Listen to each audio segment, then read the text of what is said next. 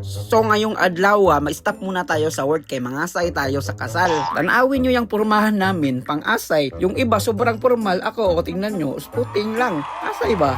Kasal magud sa anak ng aming katrabaho, kaya andito good kami para makikaon. Amazing lang kasi pagsulod namin dito para kami magtaya sa karira. Kita good dyan sa monitor yung name sa mga gikasal at anong time at anong floor. Pero ang pinaka-importante talaga yung floor kung saan yung buffet.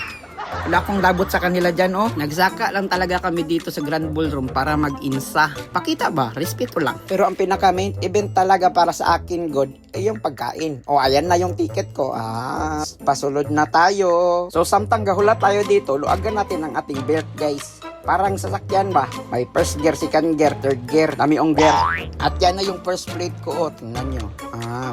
Tapos kumuha na naman tayo ulit. Tapos second plate na tayo. Ayan ang laman. Tapos magkuha na tayo ng pang-dessert. Tapos katulugon na good tayo sa kabusog, guys. Kaya solve na ang pagkain natin ngayong araw. Tapos magbalik na good daw kami sa among company kasi magtrabaho na naman kami. Bye!